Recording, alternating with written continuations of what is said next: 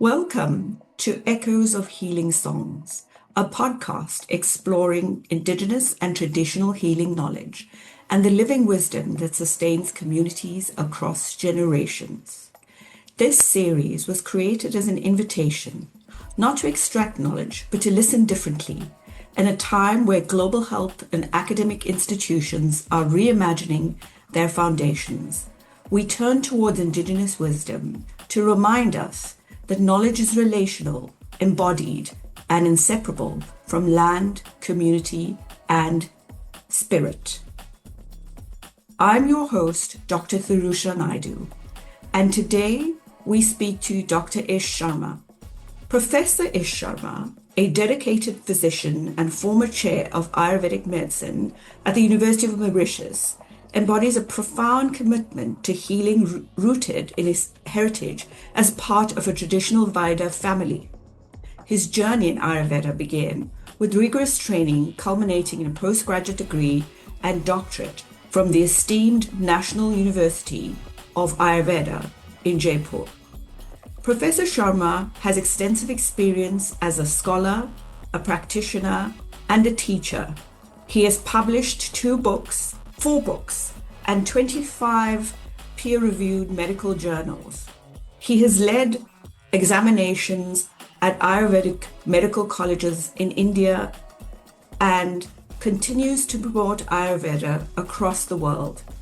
He has embraced his role at the University of Mauritius with significant achievements in the inclusion of Ayurveda in various aspects of life. Welcome, Dr. Sharma. It's wonderful to have you with us today. I'm very honored. Could you tell us a little bit more about yourself and your practice in Ayurveda? Thank you very much, Dr. Naidu, and it's an honor to be at your platform. And I was sincerely looking forward to such an opportunity to being with you. If I can start with like a very basic introduction to Ayurveda. Ayurveda is agreed upon to be one of the oldest healthcare systems in the world. And even today, this holds relevance because of its very unique principles, which somehow have not been copied, or are not available in many other medical sciences and health sciences. And especially post-COVID, we did find a new relevance, a new application of Ayurveda, where we are threatened by these de novo microbes which are challenging the human race for the first time, and our immune system doesn't know how to tackle them. That is where the Ayurveda philosophy of seed and field theory becomes more and more rational and relevant. That is, these are the seeds, COVID-19, unfortunately like COVID-26 and COVID-34, so many of them unfortunately might be coming up. These are the seeds. They want to grow on a favorable field, and the fields are human bodies. That is where we should be focusing upon the field and not the seed. Weakening the seed will not be the first or right approach. Strengthening the field will be. No seed should be able to grow in this field, that is human body. And then we have got a certain roadmap how to attain the maximum immunity possible. And that is what we practice rigorously and religiously, Dr. Naidu. That's a very interesting metaphor and makes it really easy to explain. So what you're saying really in Ayurveda is that Ayurveda as a practice, as a medical practice or a health practice, concentrates on developing the body and as you would describe it as a field, and making that space healthy to reject or to defend against invaders, for instance, like COVID. So the idea in medicine is to go out and kill the virus or whatever invader vaccine, whatever is coming towards you. But in Ayurveda, it's about strengthening the field, the body. Is is the mind and the spirit and community involved in caring for this body? How does that work? Yes. Interestingly, maybe if I can like take one more minute to explain what is the core difference between the conventional or the Western medicine and the Ayurveda medicine. Yes, please. See, out of pure sciences, biology relates to both because we are dealing with the human body. So it could be the Western medicine or the Ayurveda healthcare, both relate to biology. But apart from biology, among pure sciences, physics is more connected to Ayurveda and chemistry is more connected to the Western medicine. Because the Western medicine, with the exceptional dedication and focus, they could develop such novel chemicals which were very, very disease specific. Like, for example, if I report headache, then they have got paracetamol. If I report one bacterial infection, then they have got aminoglycosides or macrolides or whatever, penicillin, etc. They have got antibiotics. Right. If I report like I'm suffering from diabetes, then they suggest metformin, for example. So with great dedication, research, focus, they could develop a very unique disease drug association. They could develop a chemical which is effective against one particular disease. You're right. One chemical against one symptom or one disease. Right. Now, on the other hand, Ayurveda is more related to physics because if you know about Ayurveda, we are driven by Tridosha, Vata, Pitta, Kapha. And Vata, Pitta, Kapha are diagnosed, ascertained only by the physical attributes, the physical qualities, like hot and cold, mobile and stable, heavy and light, dry and oily. If someone comes to me and says, I have got a dry skin, Yes. then dry, I will translate to dry means Vata, air. So you have got a Vata skin disease and so on. Can you say a little bit more about what Vata, Pitta, Kapha is? Can you explain a little bit for our audience? Yeah, that's where it might become like not very delicious, not very palatable. So I was trying to avoid that. Okay. But anyway, we'll come to that maybe later on. But I can tell, see, human body is a composition of 5 elements as per Ayurveda, as per the Vedas. Right. Like space, air, fire, water, and earth. These are the 5 elements. And we are composed of 5 elements. So 5 elements unite to create everything living or non-living. So maybe this pen or this human body, both are composed of 5 elements. But the human body will in addition be having 3 entities known as Vata, Pitta, Kapha.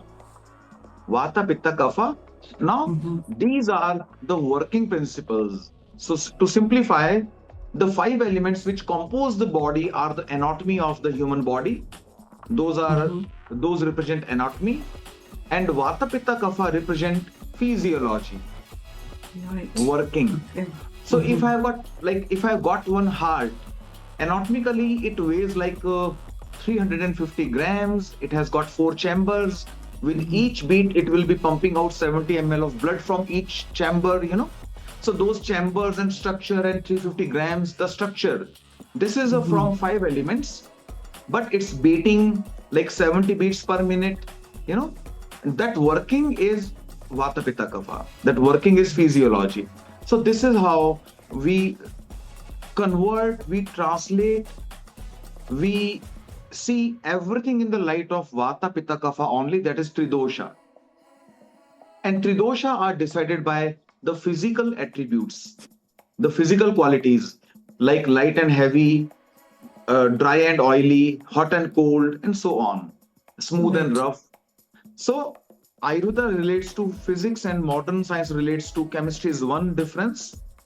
Now, modern science, the conventional medicine could develop such exceptional chemicals or medicines which were so effective, the drug disease relationship, that the patient doesn't matter.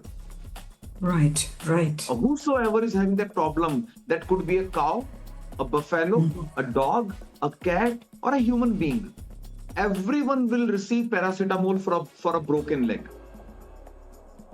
Only Right. the dose will be different as per your body weight. If the symptom of pain is in a cow, then because of body weight, the dosage will be higher. So the patient doesn't matter. But this is not the case with Ayurveda. In Ayurveda, we can only treat when we apply 4 protocols at one time. That is dietary modifications, lifestyle modifications, some herbs or so-called medicines, and Panchakarma detoxification. If you are giving all the 4 at the same time, then only you will be an effective Ayurveda practitioner. If you are following the conventional medicine, where you name a disease and they give a medicine, if I start doing that, unfortunately, some Ayurveda doctors do that.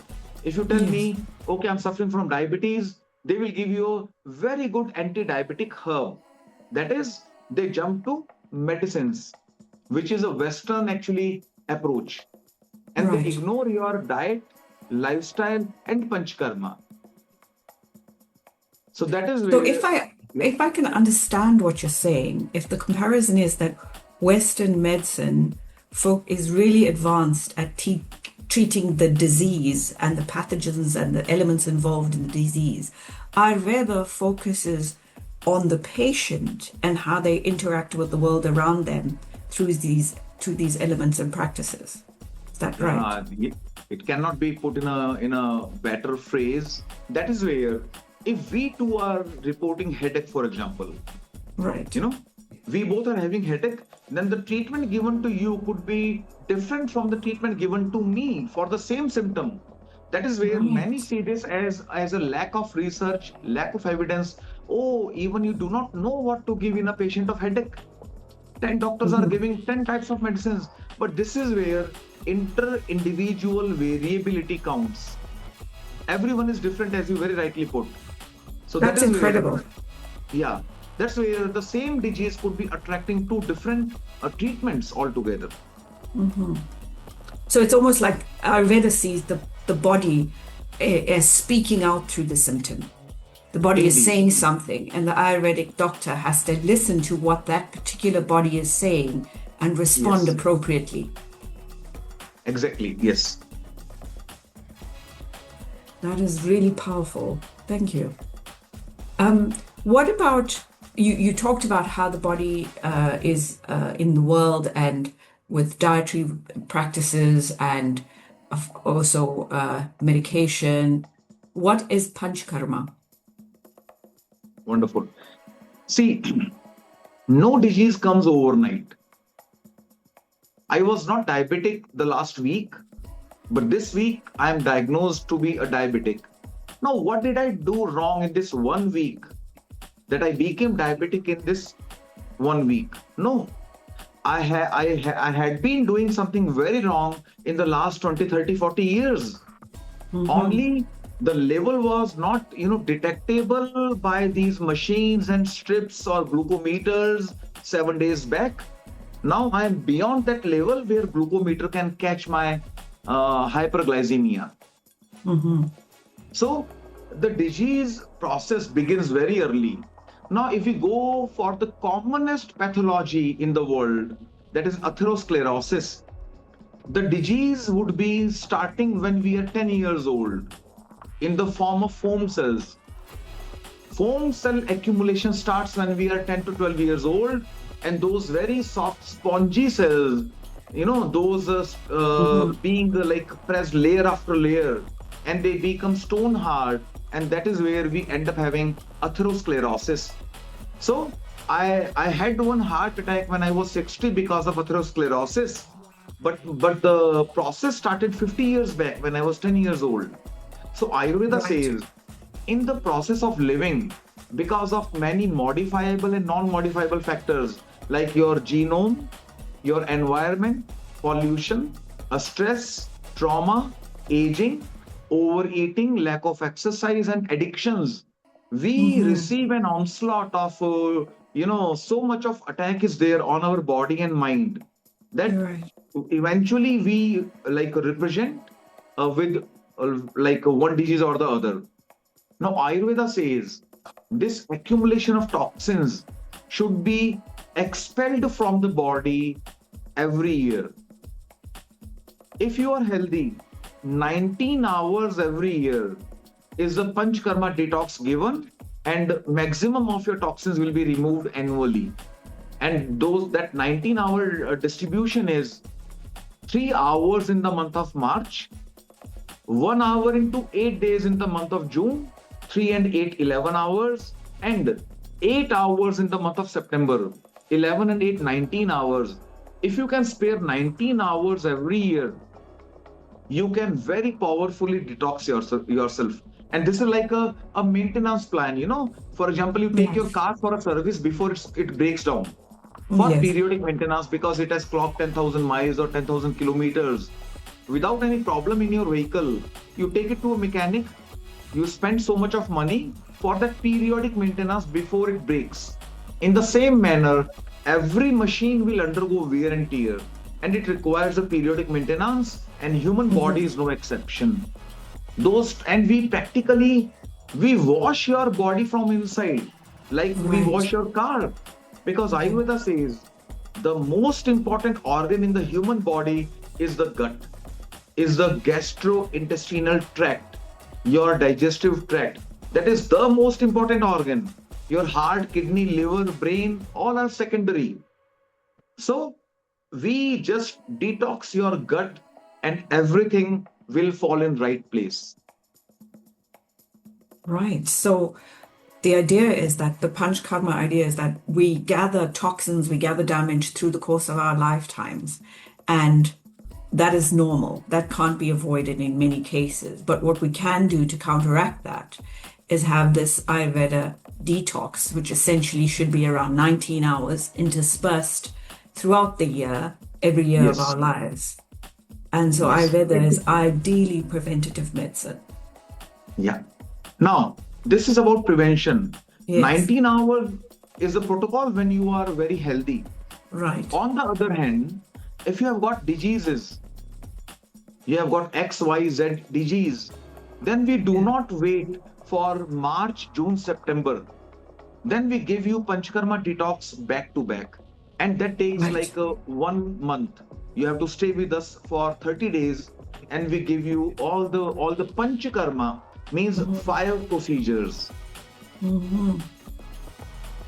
This is then, interesting because I've come across other cultures, traditional healing systems where the patient, as it were, remains with the practitioner for an extended period for healing instead of just popping in and out. And that's what you're saying in this case as well. yeah. How does Ayurveda involve spirituality in any way? Ayurveda very strongly believes in spirituality, and will you believe, not 99%, 100% diseases are coming from a faulty spirituality as per Ayurveda. Ayurveda says, like if you go to the Vedic periods, like thousands of years back, Ayurveda tells how did diseases occur? Who was the first person to be taken ill? Where did this set of illness come from? Then Ayurveda says all the diseases come from when you are deviating from your duties. That is a word in Sanskrit, adharma. Dharma, yeah. Dharma doesn't mean religion, it means your duty. When you are not duty bound as a brother, as a sister, as a neighbor, as a mother, or as a daughter, as a colleague, whenever you are deviating from your duties, you are cutting corners, you are shunning duties, you are not very, very responsible socially, you don't owe social responsibilities. That is the beginning of all the diseases. And the second The most important factor for diseases is again related to spirituality.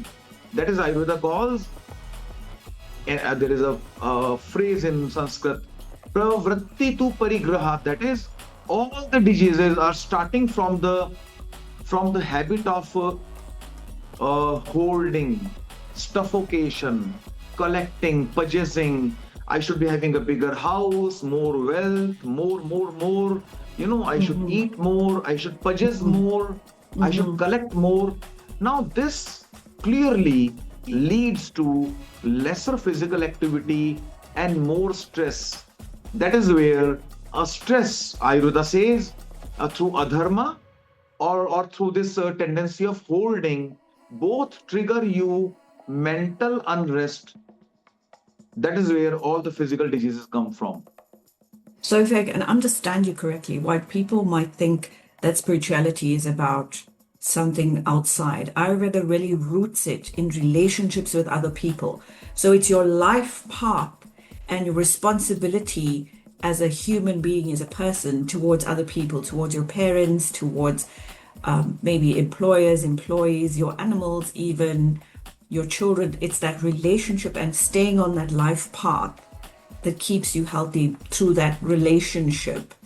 And then the second element, which is super important and one that's really interesting to me, is that you shouldn't be attached to the material world to the extent that you are collecting material possessions, because this distracts you from that life path, and it distracts you, and it creates an anxiety, as it were, creates tension in you. Exactly. So the nature has given enough for everyone's needs, but not enough for anyone's greed. So need can be fulfilled, not the greed. So even in that, there is a respect for nature, that we should just take what we want or what we need from nature, just enough to live, just enough to preserve it. And there's also a respect for that nature, because it must be preserved in a way. Indeed. So, exactly. So it's subtle, the way Ayurveda thinks about this relationality with other people, this interaction with the person and the environment. World. Yes, and the environment. But it's really rooted. It's deep.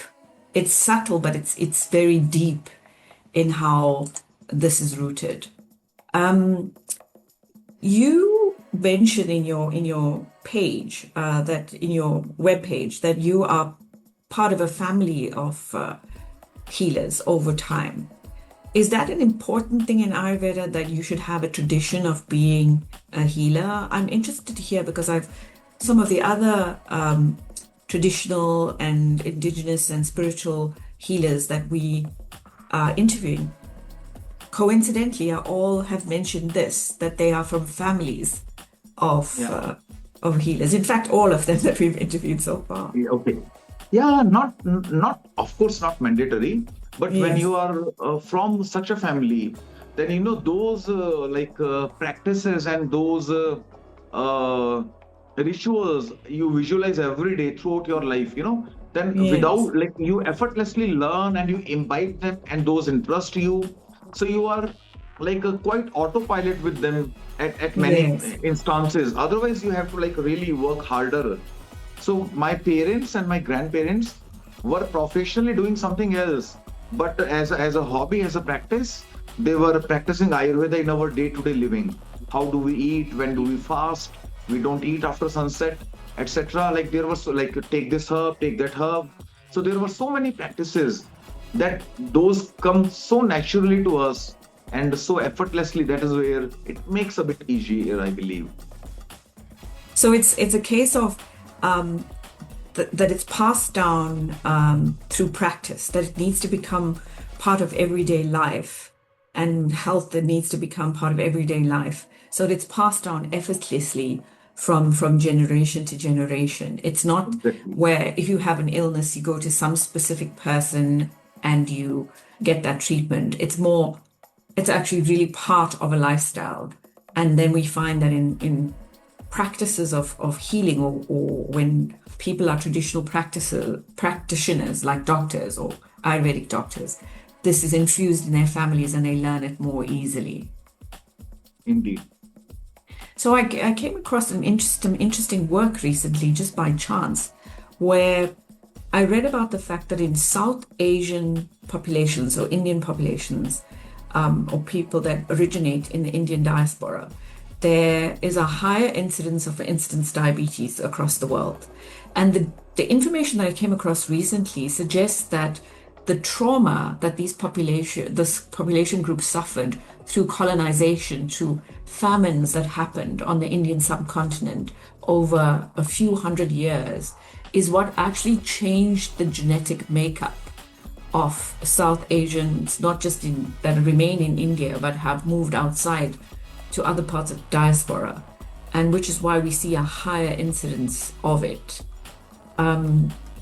Does Ayurveda have any explanation of how disease can pass from one generation to another? Yes, Ayurveda has very clearly spoken about like hereditary disorders, and has very clearly told that the diseases which are traversing through the genes, or which come to you because of the heredity, will be very, very difficult to treat or cure. So yes, the genetic passage of hereditary material leading to diseases running in families was very well mentioned, and the diabetes, skin diseases were the top rankers, which run in the families. Apart from this colonization and this trauma for centuries, one more trigger which is believed to have brought more of diabetes to India was a span in the 1965 and between 1965 and 1970. There was a huge wheat import from many countries, including the USA.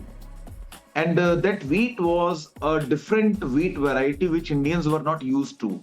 It was a dwarf wheat, a smaller wheat, which was more reddish and smaller. Now that genome being different, and that not being very homologous to Indians, that also led to a bit lowered immunity and diabetes in particular. So post 1970, we see a huge surge in diabetic population in India. So genetic modification of plants, then Ayurveda already has recognized that this can have an impact on the body, and even working in biomes. So if you think that what you're talking about is conflicting biomes there of what is happening, and this Ayurveda intrinsically realizes this, so it becomes easy to explain.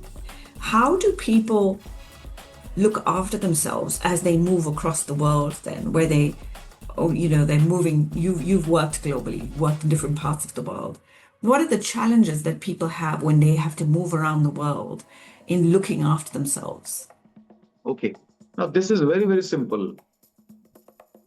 Ayurveda says food is super medicine. Aharam param aushadham. That is, food is super medicine. One thing. So Ayurveda dietetics is very, very powerful. How should one be eating? If we follow that through Ayurveda, it is so comprehensive. If I quote a few examples to you, like, don't eat if you are not hungry. If you just practice this, you are traveling globally. But before asking what to eat, ask yourself, should I eat or not? If you are really hungry, you would digest anything. It could be whatever food, it could be junk food or whatever, So, but if you are not hungry, then you could be eating the best food that will convert into toxins in your body because your body did not want to welcome that very nice food. So that is where being hungry. Now, how do we eat? Now, this is very, very interesting. Ayurveda tells one shloka, if I translate for your audience in English language, Ayurveda says, the metabolic fire we have got inside will digest the food you eat.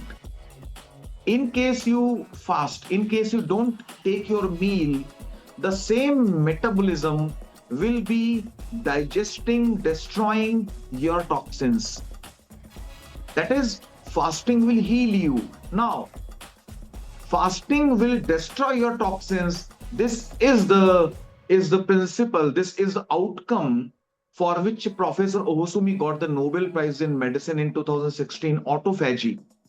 Autophagy, self-eating. If you don't eat food, your metabolism, your agni, your metabolic fire, your digestive fire will reroute. Now there is no food. What should I be burning? What should I be, consuming as a fire? Then your metabolism will go to destroy your toxins. So that is where eating only when you are hungry is so healing. And actually, it doesn't matter that are you eating a good food or bad food, but of course, we should be eating good food. Yes. That is a very unique concept. I think I have never heard it before, explained the way you explain it. Because I feel that in many environments, people are given the idea that you have to be anxious when you're hungry, that people are always trying to prepare to eat or think about eating, and always trying to look after themselves so they always have something to eat. There's a kind of fear around hunger, and you're turning the whole thing around and saying there needs to be some controlled hunger, which is fasting, and really all religions in the world have that. So there's an intrinsic intuition around that. Yeah, actually, we are so much overwhelmed. We are so much enslaved by food. More are suffering from overeating than starvation. One thing. Are we eating food, or is this food eating us? We don't know. Yes, because we not only are we spending so much time preparing, eating, thinking about food, we're generating industries around it. We're being obsessed with how we eat and what we eat and when we eat, and driving a lot of the economy and education even into what is good to eat, when what we need to do is step back and be less anxious about feeding ourselves and more anxious about, as you say, thinking about instigating autophagy. And the practice of intermittent fasting that is going on a lot in Western groups is more focused on weight loss. And they're not really focused on thinking, well, actually, this practice is very healthy for you. Very healthy. Against all diseases, no exception, including your psychological disorders. Eating or not eating or fasting, has it got something to do with your depression, anxiety, stress? Yes, very much.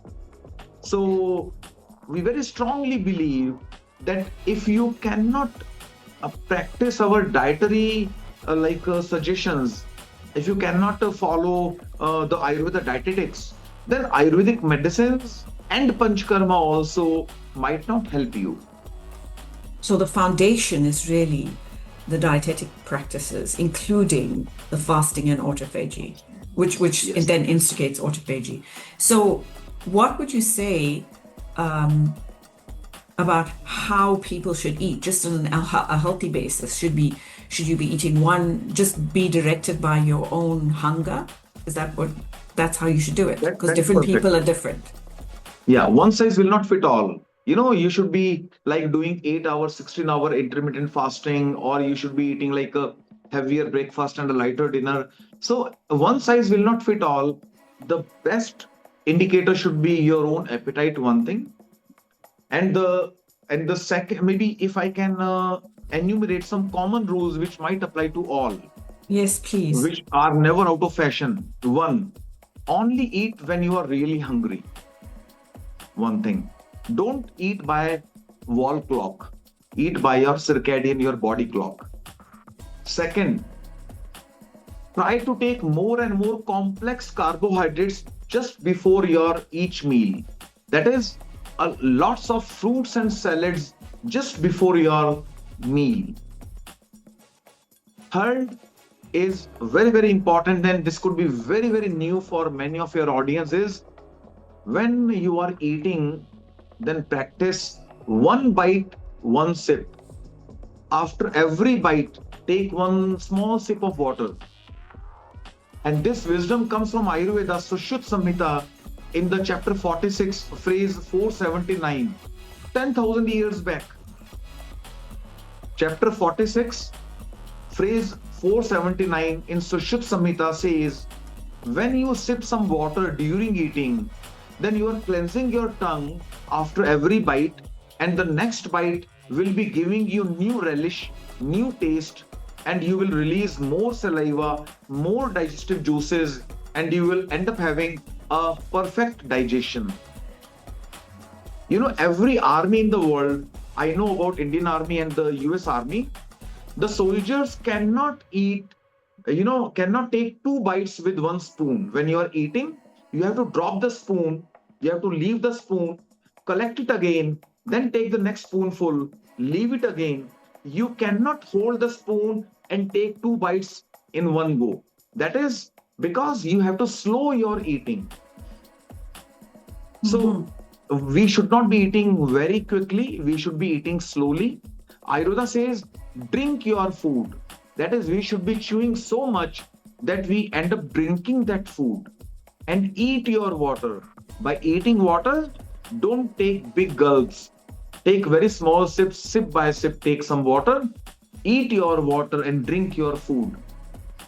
So, some water with your meal, eating your meal slowly, and then taking a lot of complex carbohydrates before your meal, back to back, will be surely a very good practice which will suit almost everyone. That is really simple and easy to remember. It might be difficult to practice if you haven't done it before, but it's really foundational. What about other aspects of normal everyday life, such as sleep and rest? What is Ayurvedic wisdom around sleep and rest and exercising the body? Yes, Ayurveda, when it comes to exercises, Ayurveda believes that there are many diseases, especially diabetes mellitus, where exercise, that too, very, very rigorous exercise will be the first line of treatment before any good medicine against diabetes. Now, how rigorous? Ayurveda told 10,000 years back, one should be digging one's own well to drink water. Now, can you imagine one person digging a well? Yeah, How rigorous? Very. So then you should not be sleeping in the same village for 2 consecutive nights. That is, you have to walk 10-20 kilometers every day to be in the next village for the next night. Then Ayurveda says very interestingly, Ayurveda can predict if you are going to be a diabetic in future. Ayurveda says the one who prefers to stand than walking, then prefers to sit down than standing, prefers to lie down than sitting, prefers to sleep than lying down, is a future diabetic. If you are getting away from physical activities, then you are destined to be a diabetic in future. This is the value of physical exercise. And sleep, Ayurveda says, again, one quantity will not suit all. If you are a kapha type, that you are overweight, you are tall, you are heavier, then 8 hours every night. If you are medium body size, then 7 hours. If you are lean and thin, then 6 hours of uninterrupted sleep will be sufficient for you. So 6 hours for vata type, 7 hours for pitta type, 8 hours for kapha type of personality is the sleep duration mentioned. So even sleep is unique. So Ayurveda respects individuality in the body. Yes. When it comes to even practices like sleep. I was very fascinated to hear about the exercise. That is very rigorous exercise. It's almost, you could call it cardiovascular and also muscle intentional exercise. And very intense, much more than people would expect. 10 to 20 kilometers a day is much more than the 10,000 steps that people Yeah, recommend. even if you don't go by those figures, like for example, Ayurveda says against diabetes, one should be walking 100 yojan. Now, 100 yojan means 1,000 kilometers, but they don't tell one should be walking 1,000 kilometers in a day or in a lifetime. They are silent on that. So, if we take the gist, if we simplify, yes, exercise more. So whatever is your capacity, because you are 20 years old suffering from a diabetes mellitus type 1, or you are 80 years old suffering from type 2, or you are 50 years, whatever. So whatever is your mind and body permitting, you should be doing a bit more than your capacity. That's very fascinating. Most people barely reach their capacity and then stop and block their minds off from doing more. I'm interested to ask about the place of Ayurveda as a practice in comparison or in conflict or in cohesion and harmony with Western medicine. So in all parts of the world, indigenous and healing and ancestral and traditional practices were put aside for Western medicine. What has happened to Ayurveda in the last 50, 60 years since India's become more, since decolonization, 80 years? Has it gained more popularity? Has it become stronger and more accepted? Or was it always that way?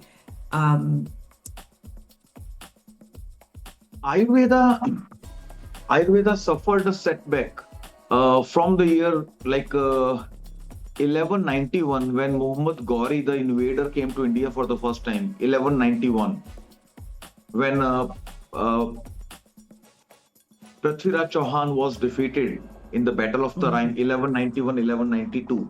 Then all the invaders who ruled India, ending in 1947. So 1191 to 1947, there being so much of rule, colonization and rule by the outsiders, the indigenous Indian systems took a backseat. Those were not promoted, and they were clearly demoted. Those were suppressed. And now, post-independence, now Ayurveda is gaining popularity. And yes, we are in tandem with the Western medicine. There are different takes. If a patient goes to a Western doctor or an Ayurveda doctor with the same problem, then surely they have got their own philosophies. But yes, to us, for example, to me as an Ayurveda doctor, whenever any patient comes, then I would not be telling, stop your Western medication, those are chemicals, those are bad, take Ayurveda herbs. No, we will be telling them to continue with their Western medication, and we support it with the herbs and with the diet, lifestyle, Panchakarma, etc. And then we see for ourselves, okay, your HbA1c is coming down, your blood sugar is reflecting more normal values. Let's try to taper down your Western medicine, your metformin. Let's bring it from 1 gram to 500 mg, or your blood pressure medicine from 40 mg to 20 mg. That is how we try, under very strict supervision and record keeping, we try to take their Western medicine off if they can contribute with right mindset, right physical exercise, because Ayurveda is not popping a pill into your mouth. You have to do a lot. Ayurveda, the success of Ayurveda or failure does not depend with the doctor. It does not depend on the doctor. It rests with you. You have to, exert, and you have to really do something.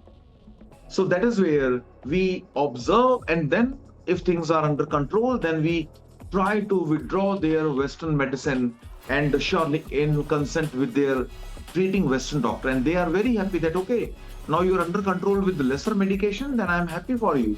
Let's reduce it. So mostly in India, there's quite a good collaboration between medicine with medical practitioners from the Western traditions and Ayurveda doctors. That's number one. Also, the Ayurvedic practice is patient-centered, so that the patient has the autonomy and the power, and you make it clear very early on that the patient has to do the work to get better. You can give the the prescriptions on diet, on Panchakarma, you can do that as an intervention and you can describe it, but the patient takes responsibility. So inherent in the patient-centered is that the patient also has agency, responsibility. Whereas Western medicine might think of patient-centered as the doctor being kinder and more supportive and holding the patient more. Ayurveda is telling the patient, you can do it by yourself. You need to do it. You need to live the life. So it's patient-centered where it respects the autonomy of the patient, but also puts in the patient's hands, well, this, if the lack of success of this is dependent on you. If you do it, it will succeed, but it's a difficult thing to do, as we all know. Changing your diet and yes, you have to take this responsibility. You cannot leave everything to doctor. That okay, you are giving me 4 tablets, make it 8. I won't do anything. Then Ayurveda will not help such patients. yes. And are there Western practitioners? So you're an Ayurveda practitioner. That's your training. That's your full background. Are there people who practice both at the same time, concurrently? There are many Western doctors who are writing Ayurveda medicines because they don't have much to offer against liver diseases, for example, or kidney stone, or Right. immunity. So there are many areas where they do not have much to offer. So many of them are writing Ayurveda prescriptions as well. One thing. On the other hand, many Indian states permit their Ayurveda doctors to write Western medicines as well. So you have got this right to, prescribe either.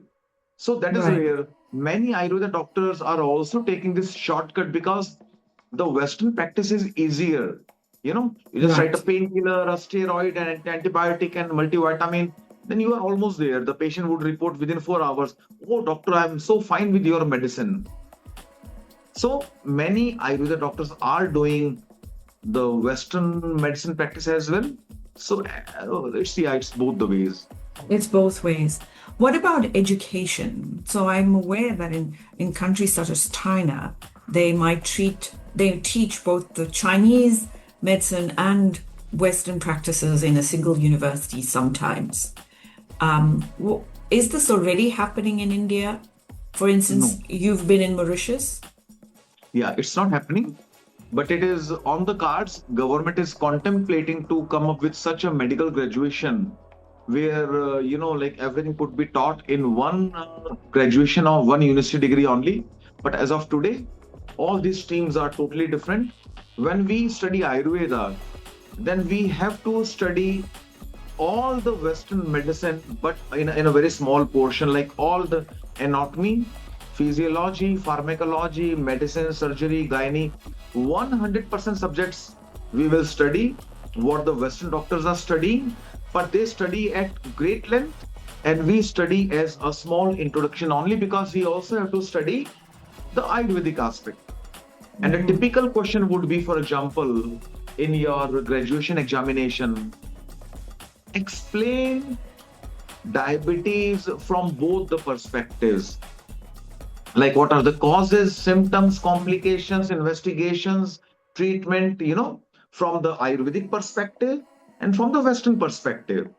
So that is where we have to study both as per our curricula. We're coming to the end of our conversation. I feel like we could have a whole series with you, as we could with many other of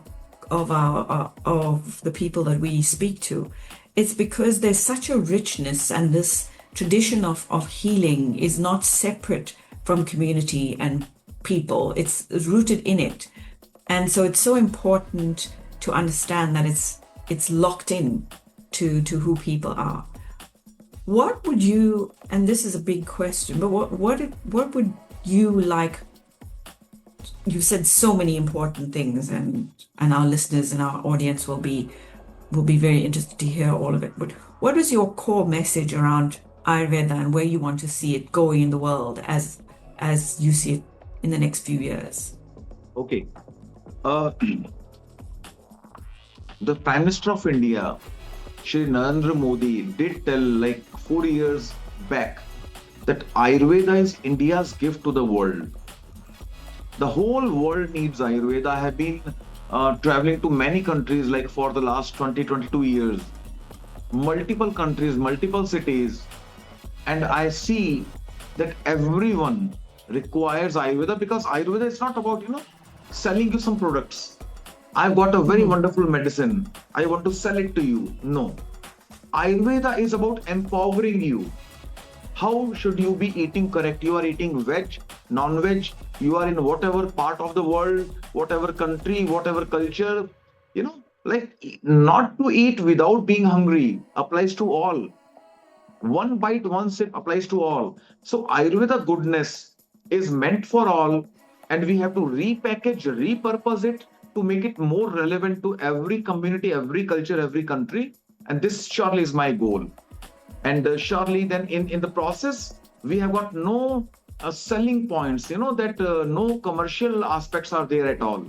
Empowering every human being surely can be done through Ayurveda. And let's see how far can we go. Are you hoping to work with other traditional and indigenous healers in other parts of the world? Yes. Surely I will be delighted if I get an opportunity. Thank you so much, Professor Sharma. This has been such an enlightening conversation. So much to think about, but also, as you say, very, very empowering, because everything that you've said makes so much sense because it's implementable in everyday life. I think for me, the most empowering and peaceful thing that you've said is that it's okay to be hungry and that we shouldn't obsess about food. That's a very empowering, almost a mantra to have, sort of a physical mantra that you're not tied to food, and that when you're hungry, you need to console yourself with the fact that your body is digesting and eliminating toxins and disease. I think that will stay with me the most. But everything you said has been such wisdom and such knowledge, and I'm really honored to hear all you have to say, and I'm sure our audiences will be very interested. We will put a link to your website when we publish the podcast, so you'll hopefully people will reach out to you. But thank you so much for your time. We're very grateful. Thank you. Thank you very much, Dr. Naidu. This was an honor, and looking forward to being with you more often. Thank you very much to you and to your team. Thank you.